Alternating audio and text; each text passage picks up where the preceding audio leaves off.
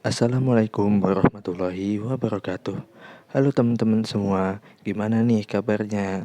Nah, kami dari kelompok 6 akan mempresentasikan sebuah analisis komprehensif mengenai teori belajar sosial kognitif dalam konteks psikologi pendidikan. Sebelum itu, mari kita kenalan dengan anggota kelompok 6. Yang pertama ada Alfaz Nurhanifsyah, yang kedua ada Muhammad Raffi Aditya, ketiga ada Yusrin Nadifah Ibnu Putri, dan yang terakhir ada Elfrida Adistiana. Bagian latar belakang. Mengapa kita butuh teori ini? Karena behaviorisme dan kognitivisme punya keterbatasan. Behaviorisme melihat kita sebagai mesin yang hanya merespon stimulus, sementara kognitivisme mengabaikan fakta bahwa kita ini makhluk hidup sosial. Teori sosial kognitif dari Bandura datang sebagai jembatan. Intinya, kita tidak hanya belajar dari trial and error, dan kita tidak hanya memproses info sendirian. Kita belajar paling efektif dengan cara mengamati dan berinteraksi di lingkungan sosial. Kemudian ada tujuan dan ruang lingkup. Makalah ini berfokus pada 4 pilar utama, yaitu bagaimana perilaku kognisi dan lingkungan saling mempengaruhi, pentingnya melihat orang lain sukses, keyakinan pada kemampuan diri, dan kemampuan mengontrol diri. Kami juga akan membandingkannya dengan behaviorisme dan yang paling penting memberikan contoh aplikasinya di kelas. Selanjutnya ada analisis dan sintesis sumber referensi. Sedikit tentang sumber kami tidak hanya mengandalkan buku teks utama karena mungkin isinya kurang mendalam. Kami melakukan sintesis literatur dari jurnal ilmiah untuk memastikan analisis kami komprehensif. Ini adalah upaya kami untuk tidak hanya menyajikan konten, tetapi juga mendemonstrasikan praktik pemikiran kritis dan integrasi sumber yang baik. Selanjutnya ada slide definisi dan asumsi dasar. Mari kita mulai dengan definisinya. Sesuai namanya, teori ini adalah perpaduan sosial karena kita belajar lewat interaksi dan lingkungan. Dan kognitif karena melibatkan pikiran, pemahaman, dan evaluasi. Asumsi terbesarnya adalah kita bukan lagi robot pasif, kita adalah agen aktif yang bisa berpikir dan mengarahkan diri. Namun, pada saat yang sama, kita sangat dibentuk oleh apa yang kita lihat dan alami di lingkungan sosial. Selanjutnya di sini ada konsep kunci dalam teori Bandura. Yang pertama, determinisme timbal balik atau reciprocal causation. Inti dari teori belajar sosial kognitif adalah determinisme timbal balik, yakni interaksi dinamis antara perilaku, faktor internal kognitif atau pikiran, emosi, keyakinan, harapan, dan lingkungan yang saling mempengaruhi dalam siklus berkelanjutan. Bandura menekankan bahwa individu adalah agen aktif yang mampu menafsirkan situasi dan respons yang diterima, sehingga membentuk perilaku berikutnya. Contohnya, keyakinan efikasi diri mempengaruhi besarnya usaha yang dilakukan. Usaha tersebut menimbulkan respon lingkungan, dan respon itu kembali memperkuat efikasi diri. Hubungan kausalitas ini membedakan teori Bandura dari behaviorisme yang cenderung melihat perilaku semata sebagai respon langsung dari lingkungan tanpa peran aktif kognisi individu. Selanjutnya, yang kedua ada pembelajaran observasional atau modeling. Yang pertama yaitu ada perhatian atau attention, memberikan perhatian pada model pembelajaran yang harus memperhatikan tingkah laku model untuk dapat mempelajarinya. Ia mencakup memperhatikan nilai, sikap, dan harga diri model tersebut. Sebagai contoh, seseorang siswa yang ingin menjadi penyanyi akan meniru gaya vokal dan penampilan panggung dan penyanyi terkenal. Yang kedua ada retention. Tingkah laku yang telah diamati harus disimpan dalam memori. Bandura menekankan peran penting representasi simbolis seperti kata-kata, nama-nama, atau gambaran mental yang kuat untuk menyimpan informasi ini. Sesuatu yang diulang secara simbolis, misalnya dengan membuat catatan atau mengulang-ulang dalam pikiran, akan lebih mudah diingat daripada hanya melihat. Yang ketiga, reproduksi atau production, yaitu setelah disimpan dalam memori, individu harus memiliki kemampuan fisik dan keterampilan untuk mereproduksi perilaku yang telah diamati. Tahap ini memerlukan latihan dan umpan balik untuk menyempurnakan perilaku tersebut. Yang keempat, ada motivasi atau motivation. Individu harus termotivasi untuk melakukan perilaku yang diamati. Motivasi ini bisa muncul dari apresiasi atau pujian yang diterima model atau vicarious reinforcement yang membuat pembelajar ingin mendapatkan hal serupa. Motivasi juga berasal dari apresiasi. Motivasi juga bisa berasal dari apresiasi diri sendiri atau self-appreciation, atau dari nilai yang mereka harapkan akan didapatkan yang mendorong mereka untuk melakukan sesuatu. Selanjutnya, ada efikasi diri atau self-efficacy. Efikasi diri didefinisikan sebagai keyakinan seseorang akan kemampuannya untuk mengorganisir dan melaksanakan tindakan yang diperlukan untuk mencapai tujuan tertentu. Bandura berpendapat bahwa keyakinan efikasi adalah faktor kunci yang mempengaruhi tindakan manusia, karena apa yang orang pikirkan, percaya, dan rasakan mempengaruhi bagaimana mereka bertindak.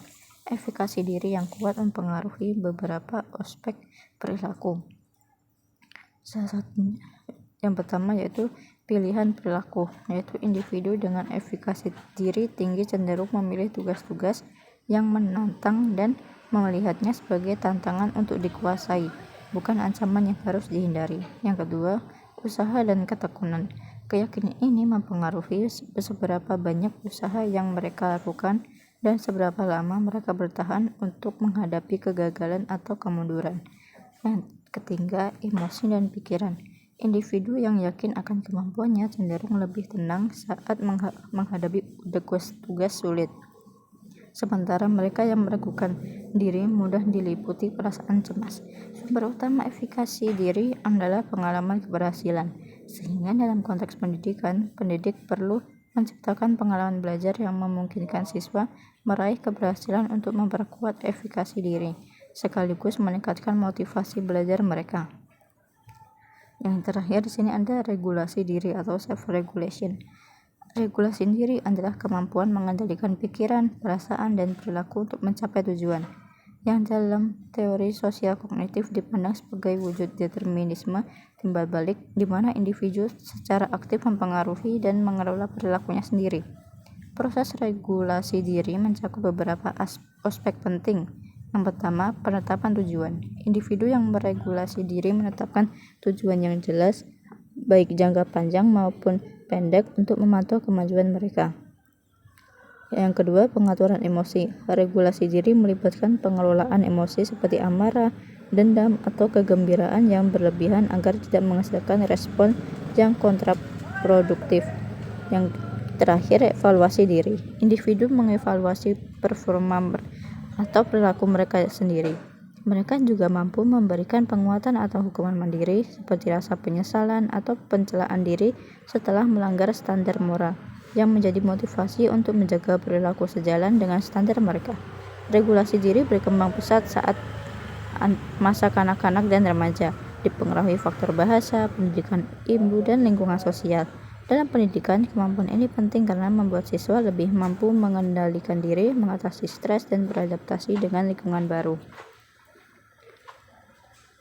Dan di sini ada perbandingan kritis dengan teori behaviorisme.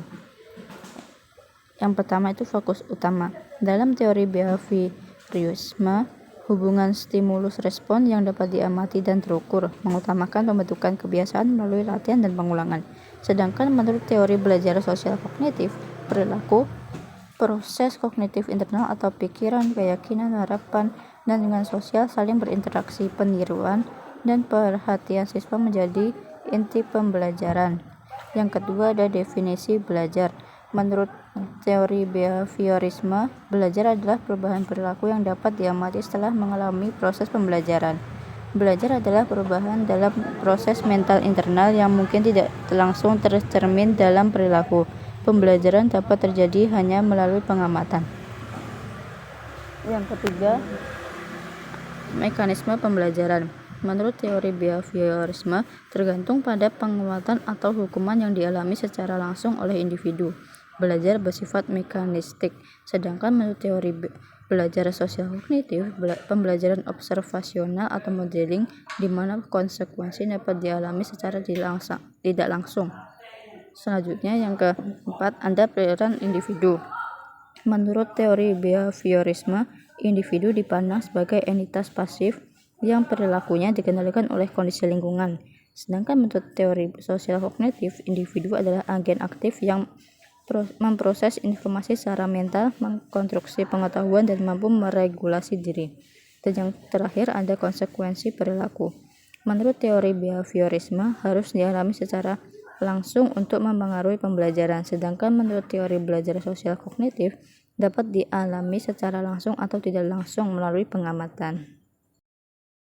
Fokus dan definisi belajar. Perbedaan paling mendasar antara kedua teori ini terletak pada definisi dan fokus pembelajaran. Behaviorisme secara etimologis berasal dari kata behavior yang artinya tingkah laku dan isme yang artinya paham. Ia berfokus pada tingkah laku yang dapat diamati sebagai satu-satunya objek psikologi.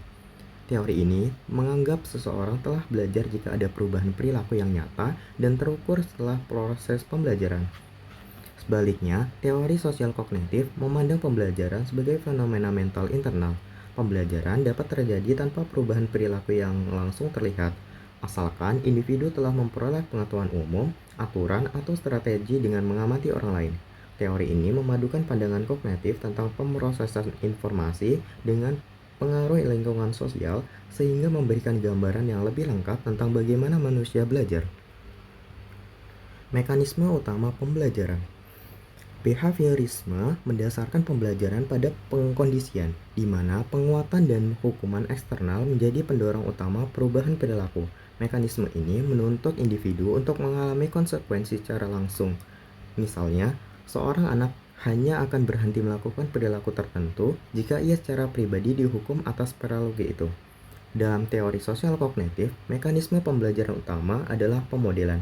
Individu dapat belajar hanya dengan mengamati model dan konsekuensi yang dialaminya, tanpa perlu mengalami konsekuensi tersebut secara langsung. Ini disebut pembelajaran vikarius, yang membuka kemungkinan pembelajaran dalam skala yang jauh lebih luas. Seorang anak dapat belajar untuk tidak melanggar aturan hanya dengan melihat temannya dihukum oleh guru tanpa harus dihukum secara langsung. Perilaku individu. Behaviorisme memandang individu sebagai organisme yang perilakunya sebagian besar ditentukan oleh lingkungan dan respon terhadap stimulus.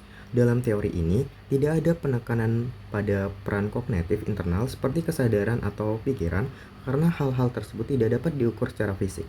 Sebaliknya, teori sosial kognitif menempatkan individu sebagai agen aktif yang memiliki kemampuan kognitif untuk memproses informasi dan mengkonstruksi pengetahuan.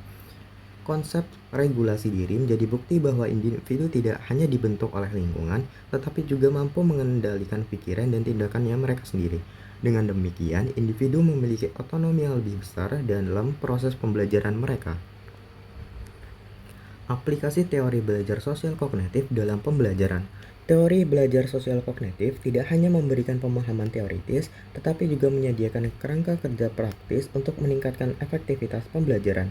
Penerapannya di kelas berfokus pada peran guru sebagai model, strategi pembelajaran berbasis sosial, dan pengembangan kapasitas regulasi diri pada siswa. Peran guru sebagai model dan pendorong efikasi diri. Guru memiliki peran penting dalam menumbuhkan efikasi diri siswa. Bardura berpendapat bahwa efikasi diri yang kuat muncul dari pengalaman keberhasilan. Oleh karena itu, guru harus merancang pembelajaran dengan memberikan tugas yang menantang, namun tetap bisa dikuasai oleh siswa. Memberikan umpan balik. Lalu ada 3 strategi pembelajaran berbasis sosial. Yang pertama, kooperatif dan kolaboratif. Dalam kelompok belajar, siswa tidak hanya mengejar keberhasilan individu, tetapi juga membantu teman-teman mereka yang kesulitan. Interaksi kelompok ini dianggap lebih kuat dalam memfasilitasi perkembangan kognitif daripada interaksi antara orang dewasa dan anak-anak.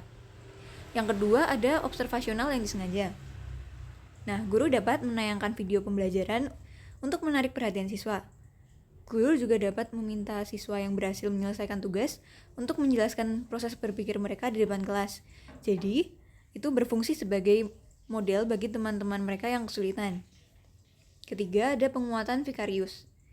Guru dapat memanfaatkan penguatan vikarius untuk memotivasi siswa secara tidak langsung dengan memuji mereka yang menunjukkan perilaku yang diinginkan. Misalnya, berpartisipasi aktif dan menyelesaikan tugas tepat waktu. Guru memberikan sinyal kepada siswa yang lain bahwa perilaku tersebut dihargai, sehingga memotivasi mereka untuk melakukan yang sama. Regulasi diri adalah keterampilan yang esensial bagi pembelajar sepanjang hayat.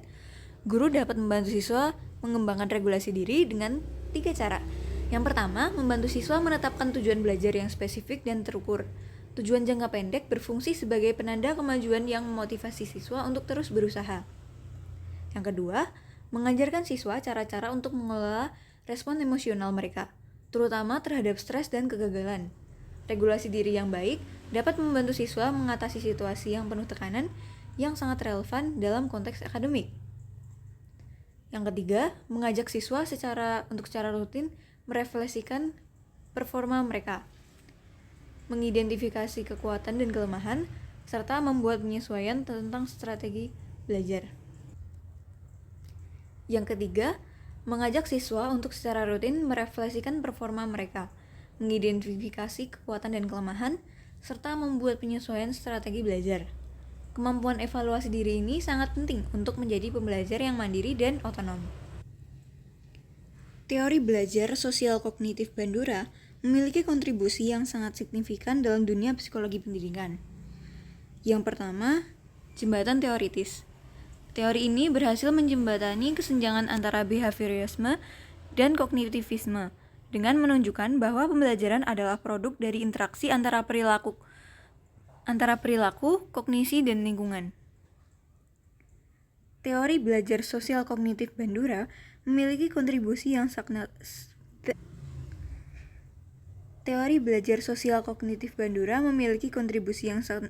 signifikan dalam dunia psikologi dan pendidikan. Yang pertama, jembatan teoritis. Teori ini berhasil menjembatani kesenjangan antara behaviorisme dan kognitivisme dengan menunjukkan bahwa pembelajaran adalah produk dari interaksi antara perilaku, kognisi, dan lingkungan.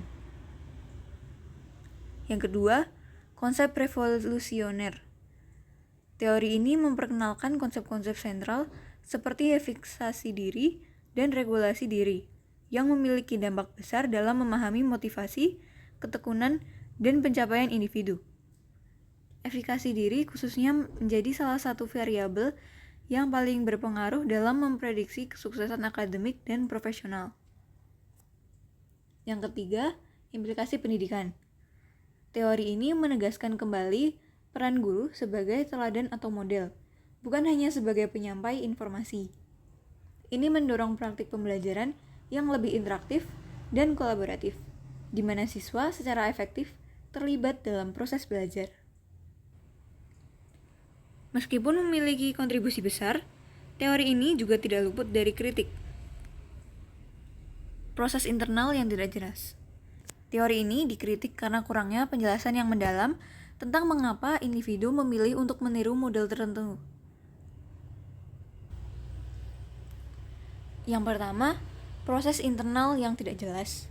Teori ini dikritik karena kurangnya penjelasan yang mendalam tentang mengapa individu memilih untuk meniru model tertentu, sementara mengabaikan yang lain. Meskipun Bandura menyebutkan faktor-faktor seperti status dan kompetensi model, proses internal yang mempengaruhi pilihan ini tidak sepenuhnya terjelaskan. Yang kedua, potensi dampak negatif. Aspek pemodelan juga memiliki sisi negatif. Siswa dapat meniru perilaku negatif dari model, terutama jika model tersebut memang memiliki status sosial yang tinggi atau dianggap keren. Hal ini menempatkan tanggung jawab yang besar pada pendidik dan orang tua untuk menyediakan model yang positif. Yang ketiga, kurangnya perhatian pada konteks sosial yang lebih luas. Meskipun disebut sosial, teori ini kadang-kadang masih dianggap kurang memberi perhatian pada konteks sosial yang lebih luas di mana perilaku muncul seperti norma-norma budaya dan tradisi yang berkembang pesat di lingkungan.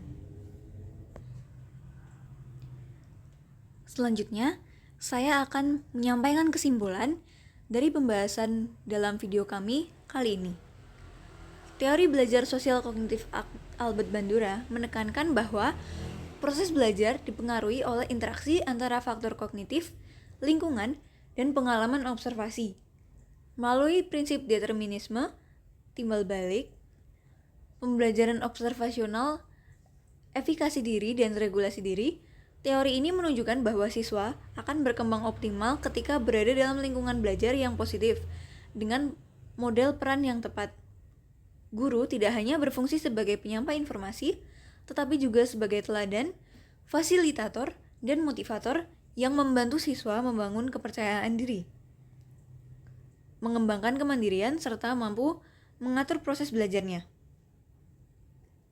Dengan penerapan teori ini, pendidikan tidak hanya berfokus pada hasil akademik, tetapi juga pada pembentukan siswa sebagai pembelajar yang kompeten, reflektif, dan mandiri. Sekian dari kelompok kami, kurang lebihnya mohon maaf. Wassalamualaikum warahmatullahi wabarakatuh.